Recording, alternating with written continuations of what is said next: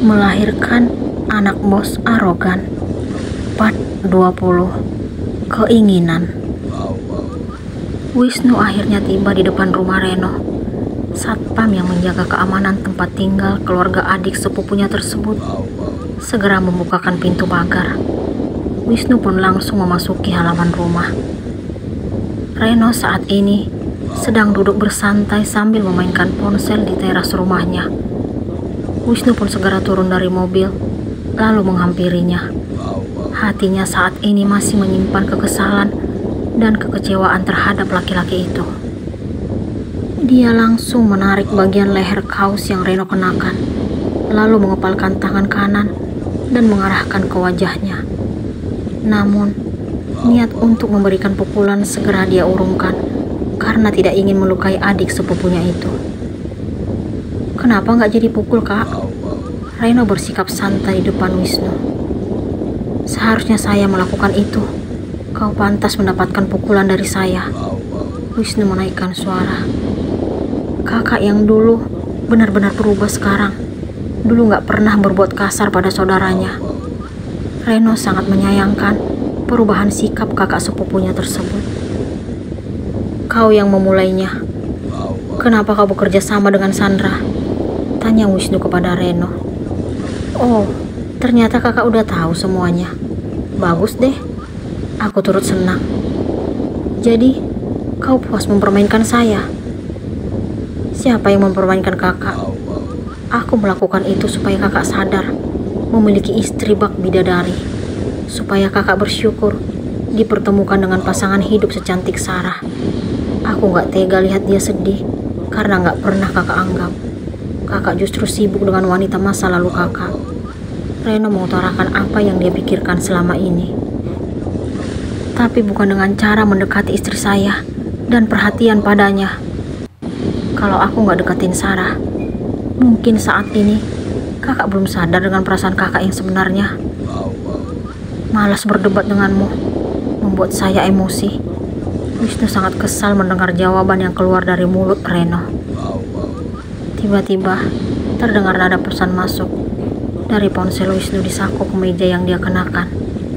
Dia pun segera meraih benda tersebut lalu membuka layar. Banyak panggilan tidak terjawab dari telepon rumah, nomor kontak Jessie, sang ibu dan ayahnya.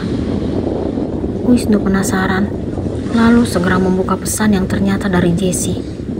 Dia sangat terkejut membaca tulisan di layar. Dia merasa dunianya telah hancur. Dia pun segera beranjak dari hadapan Reno menuju mobil. Reno bingung melihat wajah Wisnu. Dia tidak mengerti kenapa kakak sepupunya tersebut sangat panik. Sebelum dia bertanya, Wisnu justru memilih pergi memasuki kendaraan roda 4 miliknya. Kakak di mana? Kak Sarah tidak sedang baik-baik saja. Kami udah menghubungi kakak dari tadi, tapi nggak ada jawaban. Kami nggak punya jalan lain. Kami pun membawa Kak Sarah ke rumah sakit. Ini kami masih di jalan. Isi pesan Jessie untuk Wisnu. Wisnu sangat ingat saat berpamitan kepada Sarah tadi. Wanita itu masih baik-baik saja. Sarah tidak mengeluh atau menunjukkan rasa sakit sedikit pun. Namun sekarang, Wisnu mengetahui kenyataan yang berbeda. Tiba-tiba, calon ibu dari anaknya tersebut harus dibawa ke rumah sakit. Tidak menunggu lama, Wisnu pun segera meluncur dari rumah Reno menuju rumah sakit yang disebutkan Jessie di pesan berikutnya. Dia ingin segera bertemu dengan wanita yang kini telah bersemayam di hatinya. Dia sangat sedih dan terpukul saat dirinya ingin mengatakan kebenaran kepada Sarah. Justru wanita itu sekarang sedang tidak baik-baik saja. Dia merasa bersalah karena telah menunda pernyataan cintanya selama ini. Kamu harus kuat, sayang. Kamu gak boleh lemah, bidadariku. Aku berjanji akan menyatakan perasaan cintaku padamu. Aku akan menjadi suami yang akan selalu mencintaimu. Tetap semangat, istriku. Wisnu mengeluarkan kalimat itu dengan sepenuh hati sambil mengemudikan kendaraan roda 4 miliknya.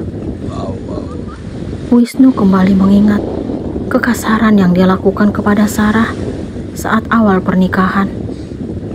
Beberapa bulan lamanya, dia selalu menyakiti wanita yang tetap setia menghargai pernikahan mereka.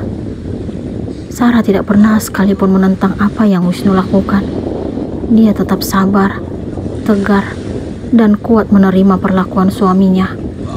Dia jarang menunjukkan kesedihan di depan Wisnu apabila diperlakukan amat kasar.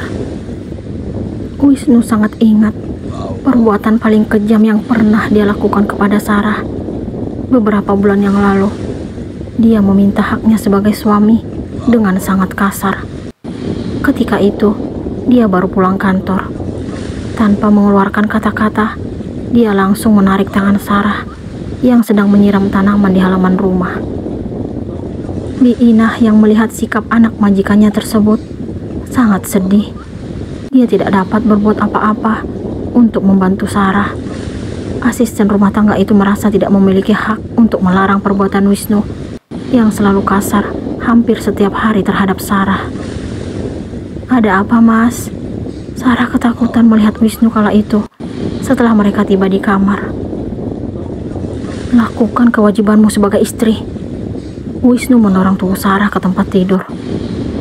Wisnu melakukan kekasaran tersebut karena ayahnya kala itu menanyakan tentang cucu yang diinginkan. Wisnu berusaha sabar, tetapi ibunya juga menanyakan hal yang sama hingga menelponnya saat masih di kantor. Dia tidak terima dengan pertanyaan kedua orang tuanya. Dia pun kembali mengingat masalah yang dia hadapi hingga harus menikahi wanita yang bukan pilihan hatinya. Dia akhirnya melampiaskan kemarahan dan kekesalannya kepada Sarah.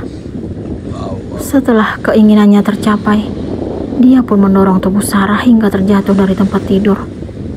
Dia benar-benar menganggap Sarah kala itu hanya sebagai pelarian semata dan pelampiasan kekesalannya. "Saya membencimu." Wisnu menghardik Sarah yang masih terbaring di lantai. "Kapan kamu hamil?"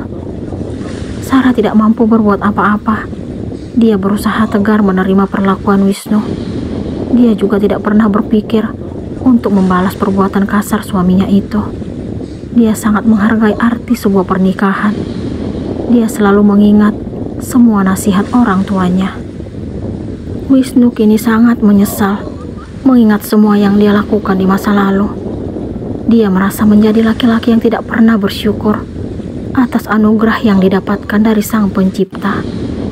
Sekarang, dia menangisi semua kekejaman dan kekasaran yang dia perbuat terhadap Sarah.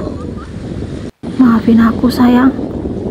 Aku telah banyak melukai bahkan menyiksa dirimu. Kenapa saat itu aku tidak melihat kelembutan dan kesetiaanmu? Kamu tetap sabar menghadapiku." Wisnu akhirnya menyadari apa yang dia lakukan kepada Sarah selama ini. "Sarah, kenapa, Mi?" Wisnu sangat panik setelah bertemu keluarganya di rumah sakit. Dia udah siuman, tapi Bu Siska tidak sanggup melanjutkan kata-kata yang ingin dia ucapkan. "Tapi kenapa, Mi?" Wisnu pun segera menghampiri Sarah yang telah berbaring di tempat tidur ruang IGD. Bu Siska tidak kuasa menyampaikan kondisi Sarah yang sebenarnya. Menantunya itu kini sangat lemah dan kesakitan setelah terjatuh dari kursi. Bu Siska sangat panik ketika melihat darah mengalir di paha hingga kaki Sarah. Dia sangat sedih mendengar penjelasan asisten rumah tangganya. Bi Inah menceritakan niat Sarah yang ingin pergi dari rumah. Bu Siska tidak mengerti kenapa menantunya memiliki rencana seperti itu. Bu Siska sangat tahu seperti apa sikap Wisnu akhir-akhir ini.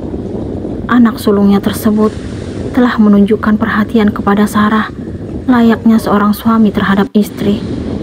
Bu Siska benar-benar bingung. "Kamu kenapa?" Wisnu menggenggam erat tangan Sarah. "Mas, saya boleh minta sesuatu?" Sarah pun membuka suara dengan napas terengah-engah. "Apapun yang kamu minta, saya akan penuhi. Sekarang kamu harus kuat demi anak kita." Wisnu mencium jemari wanita yang kini menghiasi dinding hatinya tersebut. Namun, Sarah sudah tidak memedulikan apa yang suaminya lakukan. Tolong cintai anak kita seperti Mas mencintai Mbak Sandra.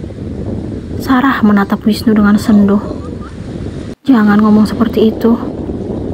Walaupun Mas membenci saya, tapi jangan tunjukkan kebencian itu pada anak kita nanti. Sarah kembali mengajukan permintaan kepada Wisnu. Itu nggak benar. Kamu jangan mikir yang aneh-aneh. Satu hal yang ingin saya sampaikan pada Mas. Saya tidak pernah menyesal menjadi istri Mas. Saya justru bersyukur mengenal Mas. Iya, saya tahu. Kamu sudah membuktikannya. Saya akan menyatakan satu kebenaran yang belum pernah tersampaikan selama ini secara langsung. Saya sangat mencintai Mas. Walaupun Mas hanya mencintai Mbak Sandra. Sarah makin lemas, hingga dia pun melepaskan genggaman Wisnu, lalu mengusap pipi laki-laki itu. Itu nggak benar, sayang. Wisnu akhirnya mencium puncak kepala Sarah dan memanggilnya dengan sebutan mesra. Tolong sampaikan pada anak kita kalau saya sangat mencintainya. Saya bangga karena dia tumbuh di rahim saya. Jangan ngomong seperti itu. Saya mohon, kita akan sama-sama menjaga dan membesarkan dia. Wisnu memegang perut Sarah. Dia tidak kuasa menahan air matanya agar tidak jatuh.